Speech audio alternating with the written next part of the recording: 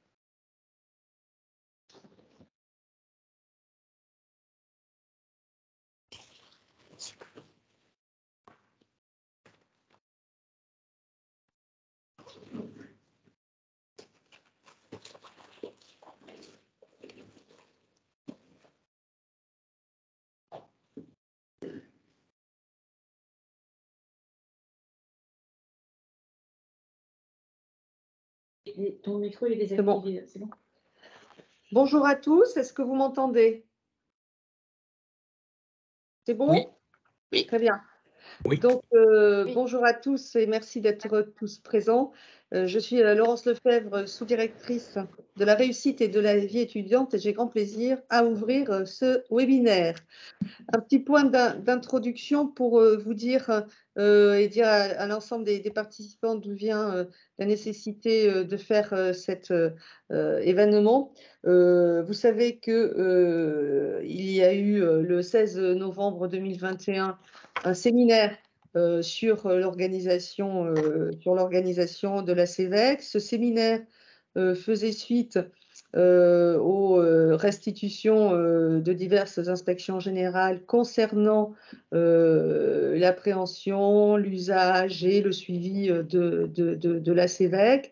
Il nous fallait nous réunir l'ensemble des protagonistes pour s'accorder sur les enjeux de la CEVEC et sur la façon d'y répondre ensemble.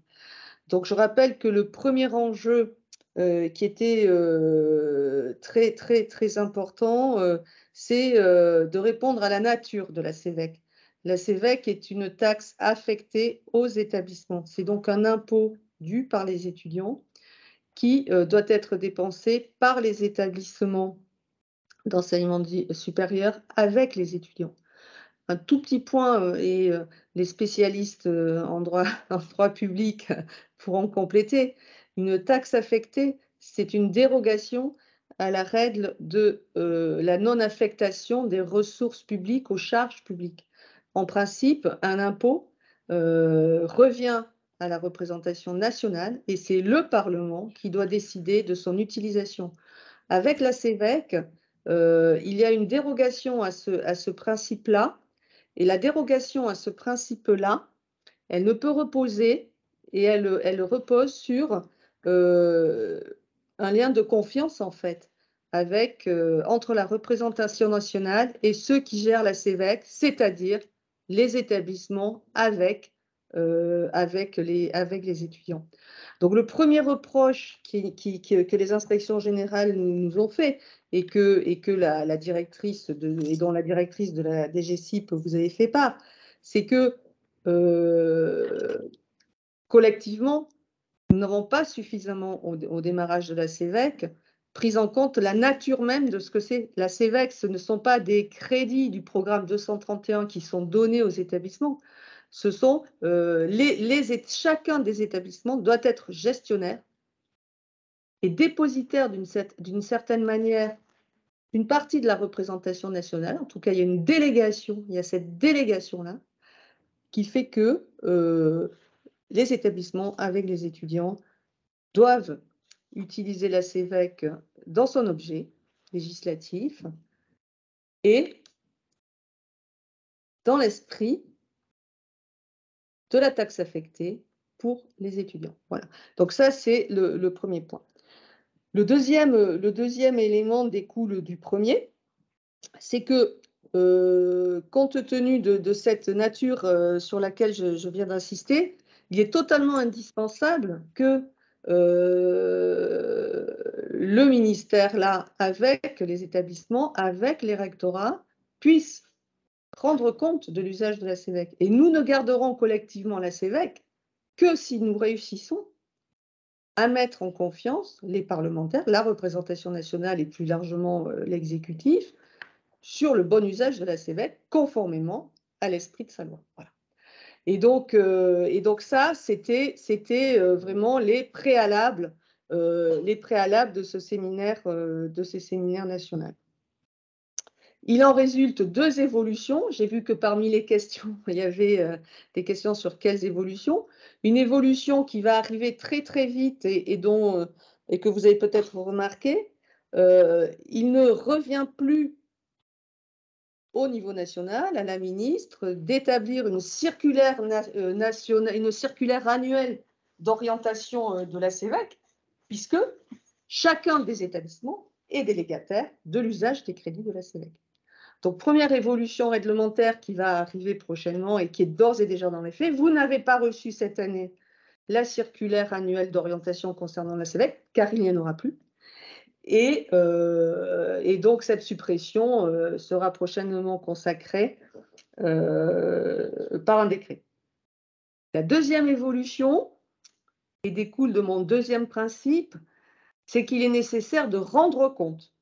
Il est nécessaire de rendre compte de la CEVEC dans la dérogation du principe de non-affectation des ressources aux charges. Et donc, il était absolument nécessaire que les crédits collectés, le montant des crédits collectés puisse avoir en regard l'utilisation de la CEVEC. Et donc, on avait un système qui était totalement décalé, avec des bilans de la CEVEC qui étaient établis sur une base annuelle et des versements qui étaient établis sur une base d'année universitaire. Donc, la décision est de tout recaler sur une base annuelle, en année civile. Voilà, ça, c'est une deuxième évolution qui va être adoptée d'un point de vue réglementaire. Donc ça, c'est une deuxième évolution. Il y a une troisième évolution que la ministre, que l'exécutif précédent a souhaité mettre dans la circulaire sur l'engagement et les initiatives étudiantes. Dans les commissions CEVEC, nous demandons aux établissements de faire en sorte qu'il y ait 50% d'étudiants, d'une façon ou d'une autre, voilà, dans un process à définir. Cette association des étudiants, au début, présent ou prévu, présent ou prévu, je crois que l'esprit, c'est pas de jouer en fait aux gendarmes et aux voleurs. L'esprit, c'est plutôt présent. Et si, non, pas de joker. Pas de joker sur cette question. Elle est essentielle. Quand la ministre dit 50% d'étudiants, on peut imaginer des commissions préalables, on peut imaginer des procédures de budget participatif, on peut imaginer des systèmes aussi où les organisations représentatives étudiantes vont pouvoir, et ça c'est un travail à faire avec elles, vont pouvoir déléguer d'autres étudiants. En tout cas, ce qui est vraiment important, c'est de montrer que les établissements, à cette occasion, mettent en place une démocratie étudiante réelle. Voilà. Et donc, merci pour le ça marche. Merci pour le ça marche. Donc, pas de joker sur ce sujet-là.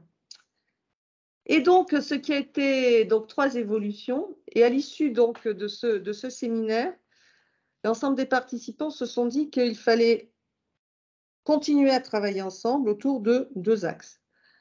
Le premier axe, c'est l'ancrage territorial de la CEVEC. C'est montrer que, à partir de la CEVEC, les établissements, dans le cadre de leur autonomie, ont des tas de possibilités et que pour enraciner ces possibilités dans leur établissement, eh bien, il y avait une opportunité, même une demande finalement des collectivités, des territoires, pour s'associer à cette dynamique.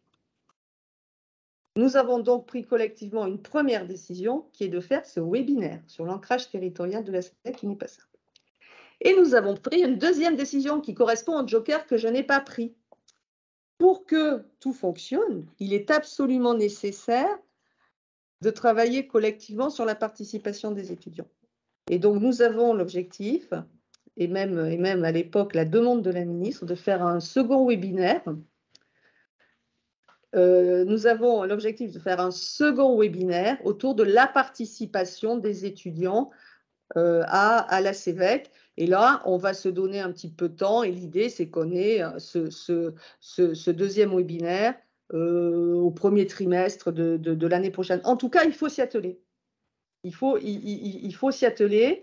Il faut s'atteler à ces deux sujets d'ancrage territorial par une prise d'autonomie des établissements pleine et entière, et par la communication, par la participation des étudiants, et ça, c'est le webinaire qui est devant nous. Donc, je vois que j'ai une question, depuis quand c'est 50%? Donc, la ministre, vous l'avez demandé dans un discours au mois d'octobre, et là, c'est écrit en dur dans la circulaire de fin mars sur l'engagement et les initiatives étudiantes. Voilà, qui a été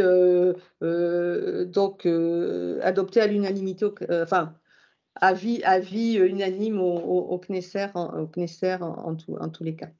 Donc voilà, voilà les bases de notre webinaire aujourd'hui. Ce que je souhaite vous dire, c'est que compte tenu de ces bases, nous avons préparé ce webinaire de façon totalement collégiale, comme nous avions fait pour le premier séminaire, avec les trois collégiales élargies par rapport au premier séminaire, donc les trois conférences, CGE, France Université et ses défis, le CNUS, nous ont rejoint pour la préparation de ce webinaire, le réseau Vécu et la VUF, que je remercie, qui vont participer à l'animation de certains ateliers. Ce n'était pas si simple que ça, parce qu'on avait quelques exemples, mais on n'avait pas d'éléments de bilan, donc on a pris un petit peu de temps. Chacune des parties prenantes a questionné ces réseaux. Et donc, dans un premier temps de cette plénière, nous allons écouter ces restitutions et nous vous remercions d'y avoir participé. Ce que je souhaite vous dire aujourd'hui, donc on va revenir un tout petit peu en arrière aussi. Voilà. Les commissions, ah oui, voilà, non. Dans vos débats, dans les débats que vous aurez, il n'est pas interdit, parce que je souhaite que ce webinaire soit une réflexion collective. Il n'est pas interdit que vous remettiez en question, que vous mettiez en débat. Ce n'est pas trop un foisonnement, mais on va dire la multiplicité des commissions. Donc, du coup, elles sont affichées. Donc, le slide d'avant, voilà. Donc, je vous rappelle le cadre juridique. Les établissements doivent donner au rectorat un rapport annuel de la CEVEC. Deuxièmement, il est nécessaire qu'il y ait des commissions CEVEC par établissement. Troisième élément, dans le cadre juridique, mais dans un cadre juridique appelé à évoluer prochainement, l'ensemble des établissements doivent élaborer un schéma directeur. Le cadre juridique dit les établissements chargés d'organiser la coopération territoriale, mais la ministre vous a demandé depuis le mois de juillet que chacun des établissements puisse élaborer un schéma directeur. Et c'est vrai que de nombreux établissements élaborent leur schéma directeur. Donc, ce n'est pas tant ces grands principes qu'il faut peut-être challenger, mais la slide d'après. Je trouve, après, vous pouvez trouver que j'ai tort, mais j'ai l'impression qu'il y a quand même pas mal de commissions. Donc, il y a les commissions d'établissement CEVEC, les commissions académiques CEVEC issues de la circulaire de 2019. En relation avec la CEVEC également, les conférences territoriales vie et bien-être étudiants que les rectorats peuvent mettre en place. Voilà, oulala, alors moins de commissions surtout, voilà, donc j'aime bien ce commentaire-là.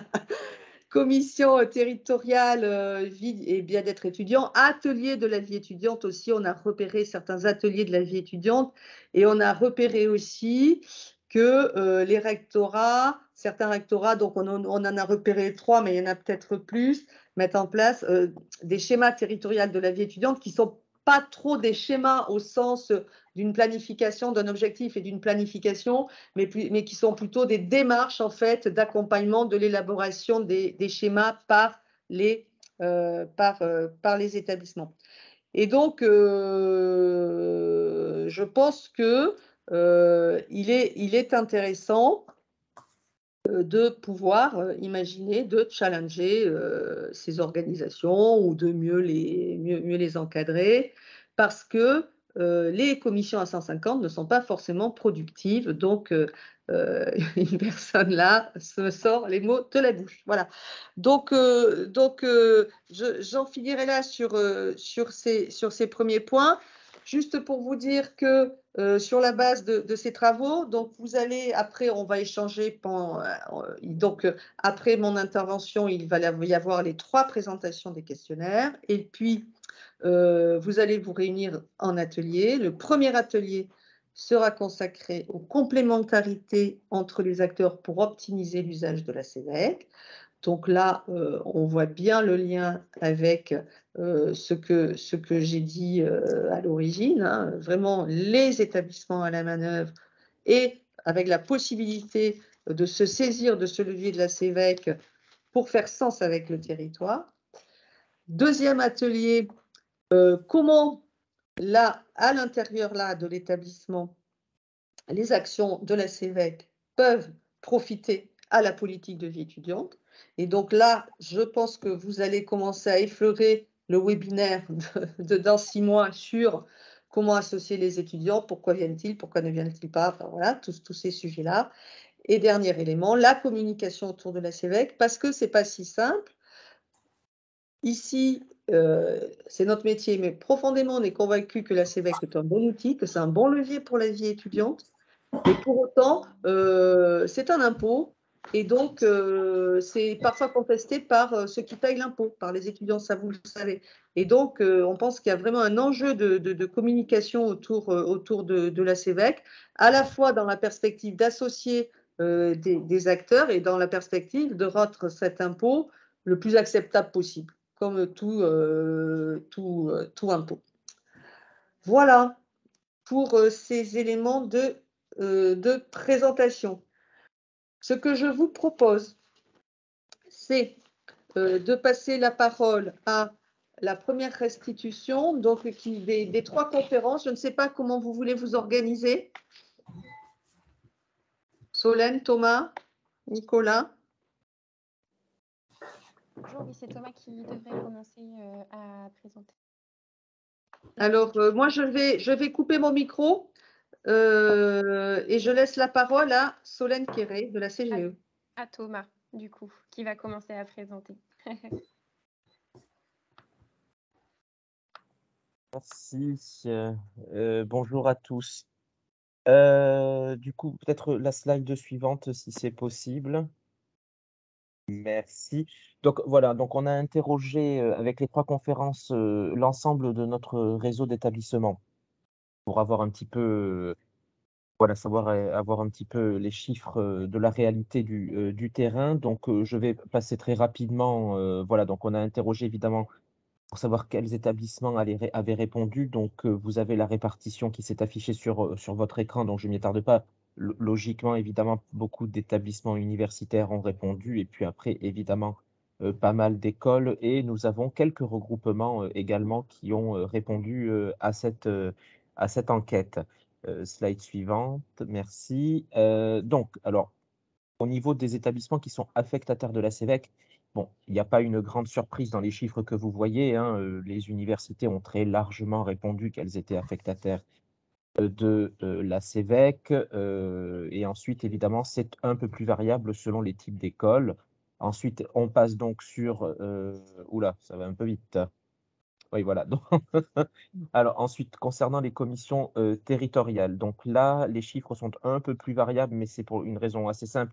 Toutes les académies, par ailleurs, n'ont pas encore mis en place ces commissions territoriales, donc il y a encore quelques disparités, y compris au sein des établissements universitaires. Vous voyez, donc il y a un peu plus de 60 des universités qui ont connaissance de commissions territoriales. On est à peu près et sur les écoles, on est sur des, moyennes un peu plus faibles, mais aussi parce qu'il y a moins d'établissements affectataires. Suivant. Il y en a une qui a été sautée, je crois. Hop, merci. Donc ensuite, sur les invitations aux commissions, donc là, pareil, c'est assez variable du fait que toutes les académies n'aient pas mis en place de commission. Donc vous pouvez le voir, donc là, on a une majorité d'établissements universitaires qui ont été invités à ces commissions. Pareil pour les écoles publiques et c'est un peu plus variable concernant les ESPIG et les écoles privées non ESPIG. Suivant, voilà. Et ensuite, bon, là, c'était le nombre de commissions. On a voilà, sur les commissions, donc là, pareil, c'est les universités qui ont majoritairement répondu, oui. Voilà et pour le nombre de réunions, donc on est en moyenne sur moins de 4 réunions par an, de ces commissions et je pense en avoir terminé. Je passe la parole, à, Solène ou Nicolas. Je À crois que c'est moi, Nicolas. oui. Voilà. Alors pour ma part, je vais vous présenter quelques données sur la participation aux commissions territoriales CEVEC. Donc comme vous pouvez le voir sur votre écran, on a respectivement un bon quart des répondants qui nous indiquent que des établissements ont participé à ces commissions. Un bon quart aussi qui nous indique que les Crous ont participé. On a environ un dixième qui nous indique que des regroupements d'établissements ont pu participer, un 14% qui nous indique que les collectivités territoriales ont participé, et un 15% qui nous indique que des associations étudiantes étaient présentes. Ensuite, on a un 6% d'autres, et parmi ces autres, on peut compter des élus et des VP étudiants, des représentants de la préfecture et des membres des SSU. Voilà, vous pouvez passer à la slide suivante, merci. Parmi les 43 répondants qui ont indiqué avoir participé à au moins une commission, à au moins une réunion de commission territoriale, on a presque 2 tiers qui nous indiquent qu'un bilan territorial a été présenté par le rectorat pendant ces commissions. Vous pouvez passer à la suivante. Ensuite, parmi ces répondants, donc parmi les personnes qui ont pu participer à une réunion de commission, on a la quasi-totalité qui nous mentionne que voilà, les bilans des actions CEVEC des établissements ont pu être abordés ou au moins présentés en réunion. On a environ 3/4 qui nous indiquent que ces réunions ont pu être des lieux de partage de bonnes pratiques et un peu moins de la moitié qui nous indiquent que ces réunions ont été des lieux d'échange sur des projets transversaux. Et on va le voir sur la slide suivante. Voilà.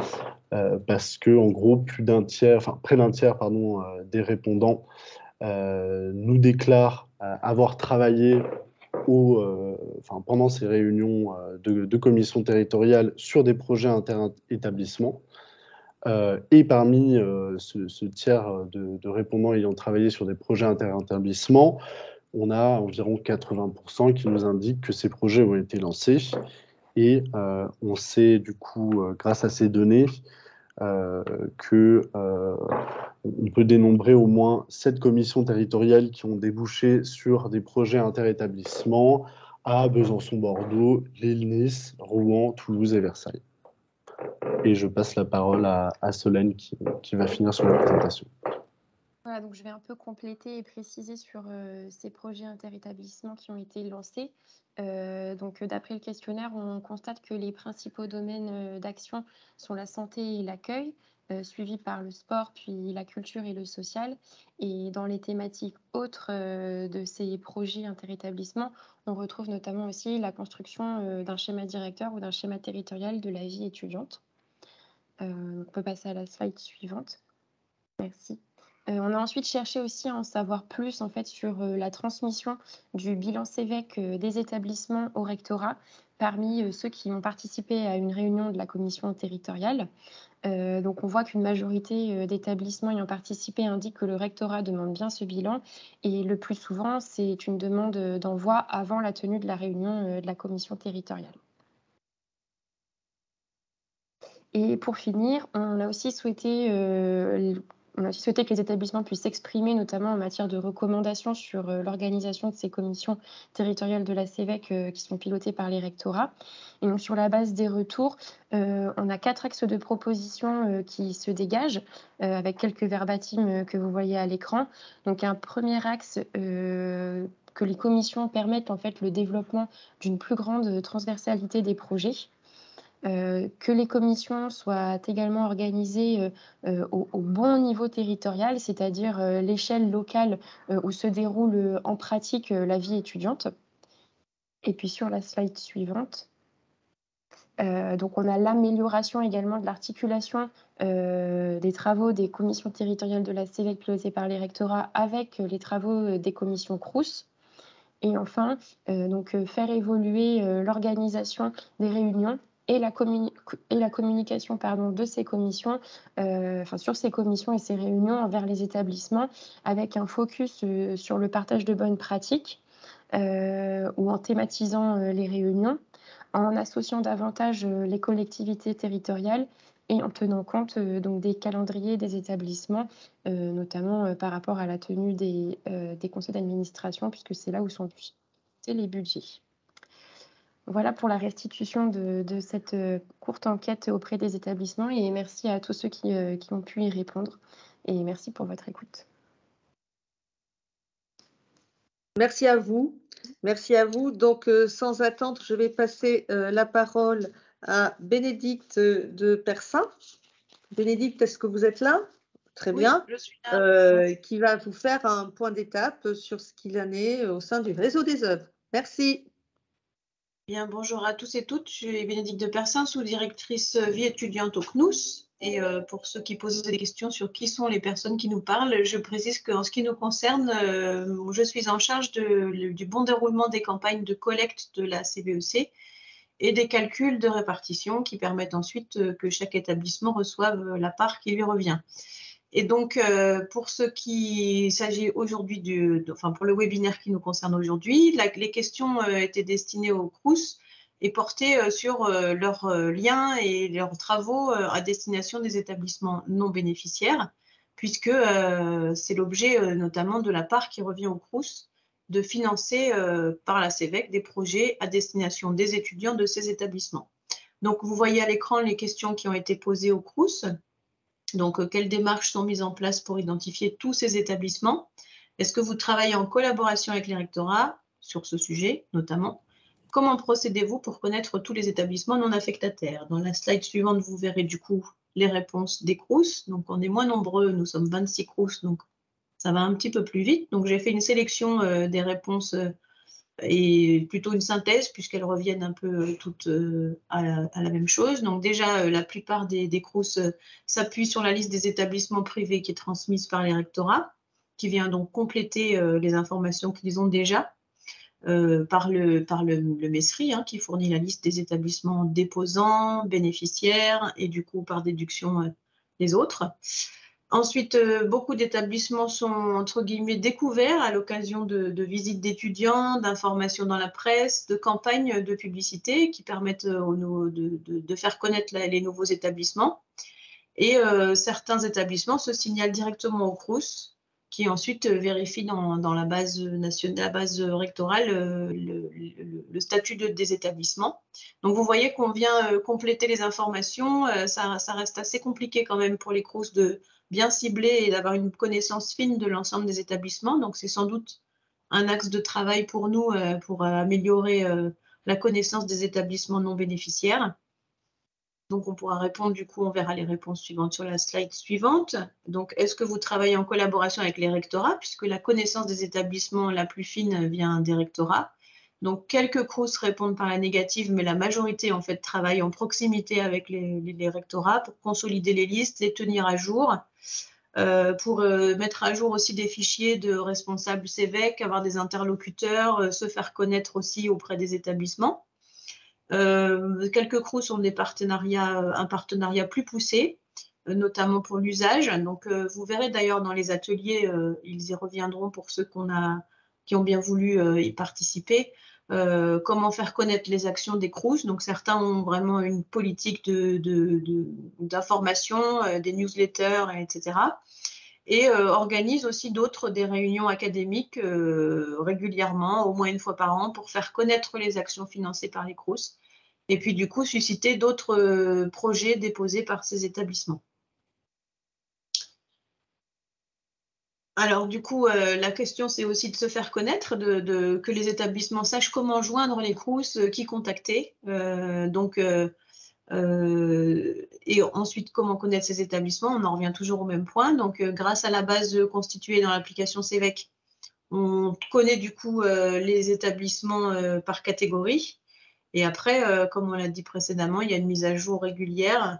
Et les élections étudiantes sont aussi un bon moyen de mettre à jour ces listes et d'avoir une connaissance encore plus fine des établissements.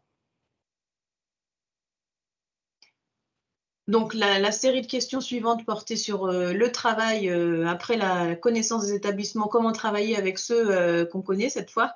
Donc, les questions étaient comment travailler avec les établissements non affectataires? Est-ce que les établissements non affectataires sont destinataires des appels à projets CEVEC? Et est-ce que vous avez une idée du nombre d'établissements non affectataires qui ne se sont pas manifestés pour déclarer des étudiants? Parce que c'est ça notre principale difficulté, c'est de savoir qui ne nous connaît pas, qui n'a pas fait de démarche. Et un établissement non affectataire aurait tendance à ne pas demander de projet ou ne connaît pas bien le CROUS et donc ne vient pas déposer d'appel, de répondre à l'appel à projet et ne revendique pas d'étudiants non plus. Donc les réponses et la synthèse des réponses sur la diapo suivante, s'il vous plaît. Voilà. Donc, une fois les listes consolidées, on voit que les établissements, enfin les CROUS, procèdent généralement par mailing pour faire connaître les appels à projets.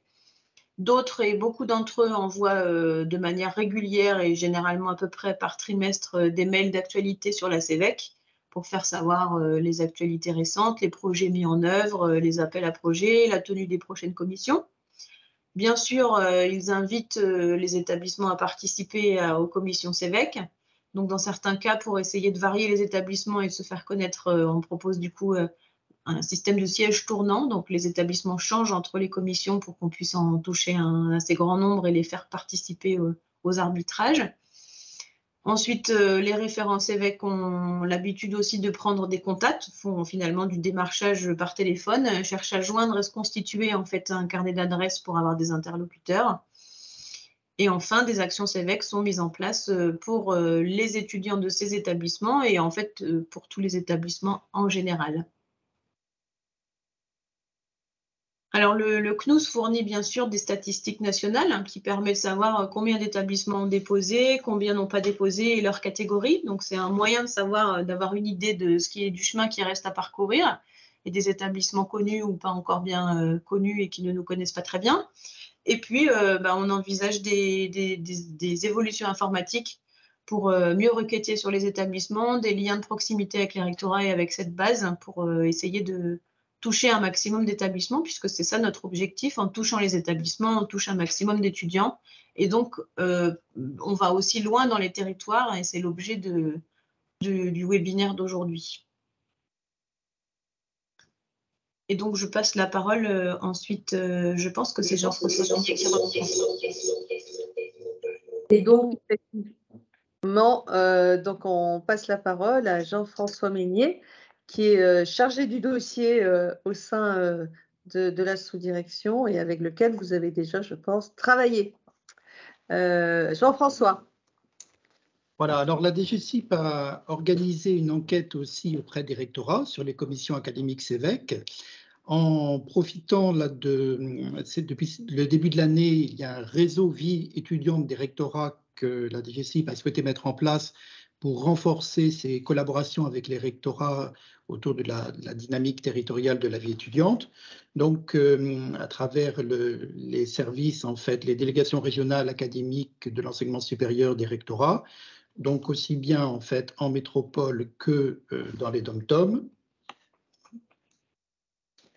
Et ce qui est ressorti en fait de cette enquête, quelques constats, c'est que 80% des académies avaient organisé une commission académique en 2021.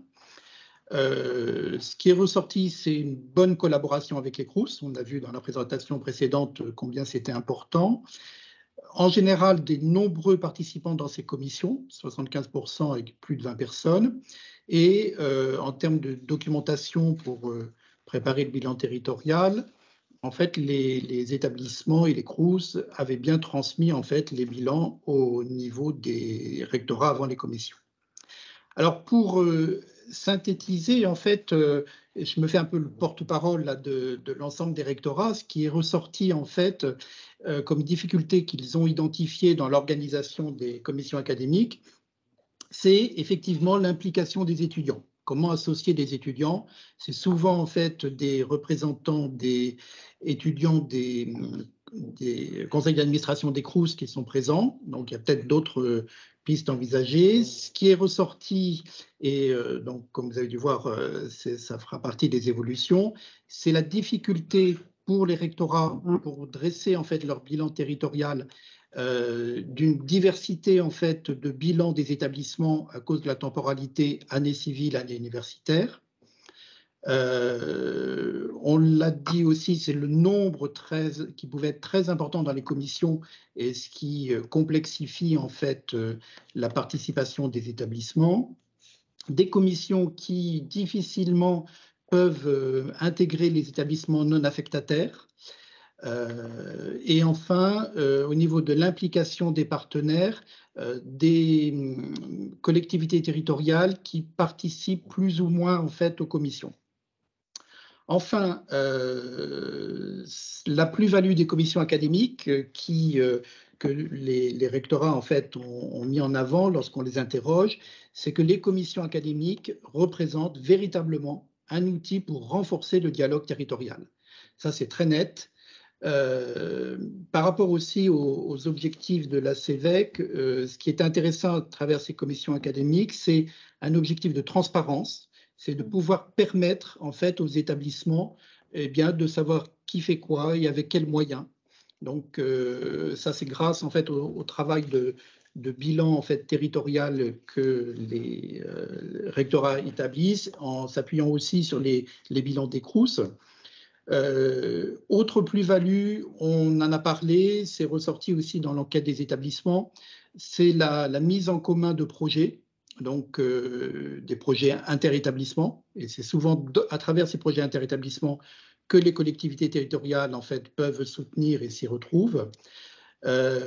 Autre plus-value, c'est véritablement dans le cadre de la dynamique territoriale de la vie étudiante, c'est de penser aussi comment les établissements non affectataires peuvent s'exprimer, mais c'est à travers ces commissions académiques, on l'a vu aussi avec la présentation du CROUS, qu'on pourrait peut-être les associer.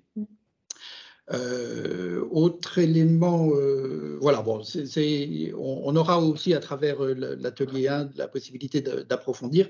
Donc, je ne développerai pas davantage, mais beaucoup de points positifs qui nous incitent à approfondir cette organisation des commissions académiques. Je complémentaire. Bien, donc merci Jean-François. Donc, oh là là, on a 3 minutes. Et donc, je peux prendre une question ou deux questions. Alors, le webinaire est enregistré, donc vous pourrez le revisionner, on vous transmettra tous les documents. Je prends une question, mais alors moi, la main se lève avec 172 participants, donc là, j'avoue que je demande à la personne de prendre la parole.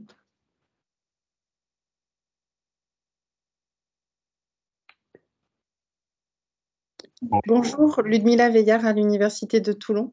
J'avais une question par rapport à la dernière circulaire. Oui.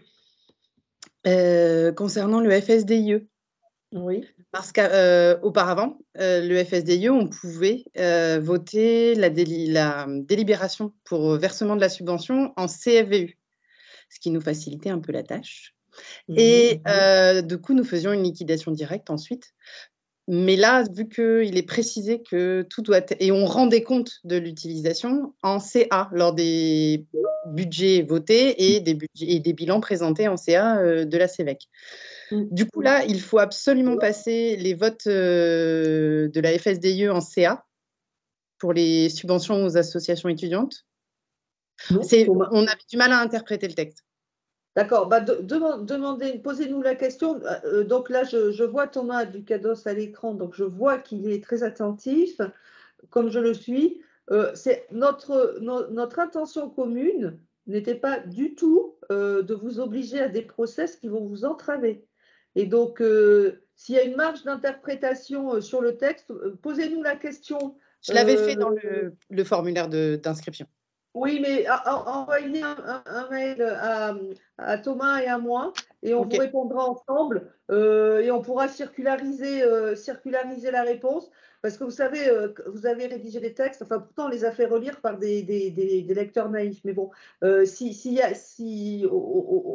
un moment donné on n'y voit plus rien, hein, donc s'il reste quelque chose, c'était pas du tout notre état d'esprit en tout cas. Notre état d'esprit, il était de vraiment vous simplifier la vie. Ok, merci. Voilà. Donc, j'ai une autre demande. Allez-y, parce que je ne sais pas qui vous êtes. Bonjour, Florian Poussac, directeur de la vie étudiante et de campus au Crous de Toulouse-Occitanie.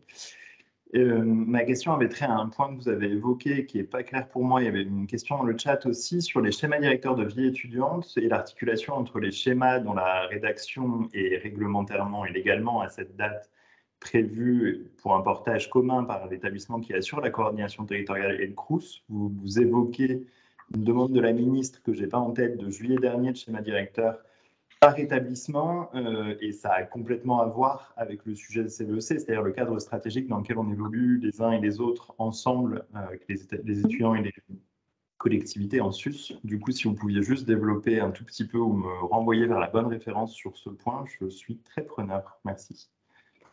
D'accord, donc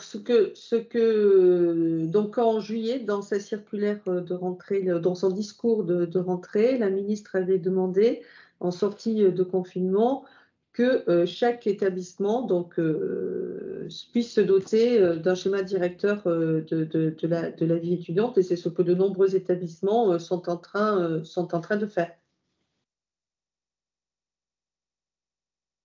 Okay. Merci.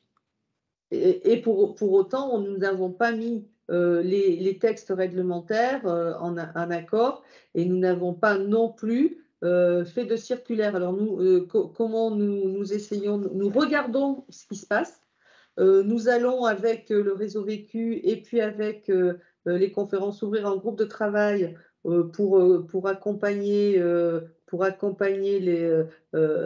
observer déjà et puis les bonnes pratiques en matière d'élaboration de schémas directeurs. Et là, en toute logique, quand nous serons armés pour pouvoir vous faire une restitution qui puisse être suffisamment structurée et structurante, à ce moment-là, on fera une restitution. Vous voyez? Ok, dans ce cas, je passe l'invitation aux collègues de l'Académie de Toulouse qui ont commencé à y travailler, à nous y associer, parce que pour l'instant, je n'avais pas ça dans le viseur, on n'a pas spécialement été sollicité, mais on est très preneur à ce que le ministère passe aussi le message d'inviter à ce que les Crous soient associés à ces travaux. Bien, d'accord. D'accord. De toute façon, vous voyez, sur tous ces sujets de la vie étudiante, il faut vraiment qu'on avance ensemble. Et donc, la gouvernance, là, qu'on a adoptée pour organiser ce webinaire, en gros, ça va être la gouvernance de l'ensemble des groupes de travail qui sont devant nous, avec le réseau, avec la VUF, avec les rectorats et les conférences. Il faut travailler ensemble. Je prends une toute dernière question, parce qu'après, il faut que vous alliez dans les ateliers. Alors, c'est Carole Alexandre. Je ne sais pas où je vois votre nom, mais bon, on me souffle Carole Alexandre. Merci. C'était totalement en lien avec la question précédente, parce que je n'ai pas compris le schéma territorial de la vie. J'ai cru comprendre que le SDE prévu dans le Code de l'éducation allait être supprimé au début de votre intervention. Et du coup, le schéma territorial de la vie et du bien-être étudiant, c'est sur ce point-là que j'aimerais des éclaircissements sur le rôle du rectorat, ce que vous attendez.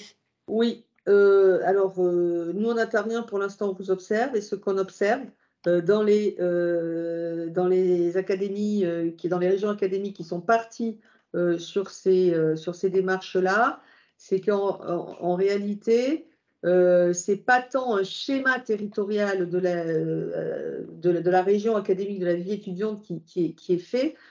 Pourquoi? Parce que c'est les schémas avec des objectifs précis, etc. C'est plutôt au niveau des établissements que ça se fait. Mais là où les rectorats ont une vraie plus-value, c'est l'accompagnement de l'élaboration des schémas. Donc, c'est plutôt une démarche, on va dire, d'accompagnement de l'élaboration des schémas. Donc, ça peut se traduire comment? Par exemple, mettre en place un atelier santé au niveau d'une région dans lequel plusieurs établissements vont participer et dans lequel les autorités sanitaires vont pouvoir avoir un discours commun et vont pouvoir construire des réseaux de soins. Donc les démarches qui nous semblent intéressantes sont plutôt dans cet état d'esprit-là, vous voyez? Mais vous allez en parler dans les ateliers. Ce sont des démarches de facilitation, de mise en réseau. On a remarqué aussi que très souvent, les recteurs invitent les délégués régionaux à la prévention, à la lutte contre la pauvreté. Et donc, du coup, il y a des mises en réseau qui s'effectuent autour de la précarité menstruelle, sujet, ou précarité alimentaire, sujet approprié par les CROUS, mais peut-être moins par les établissements. Voyez, donc c'est autour de ça qu'on observe une plus-value très intéressante des rectorats, et certains comme ça, font avancer des thématiques en potentialisant, si vous voulez, les possibilités du territoire pour le ou les établissements.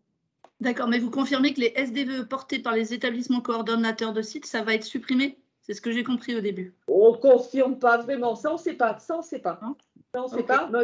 Ce qu'on est tout près de vous confirmer, ce qu'on confirme, c'est qu'il est nécessaire qu'il y ait des schémas directeurs au niveau des établissements.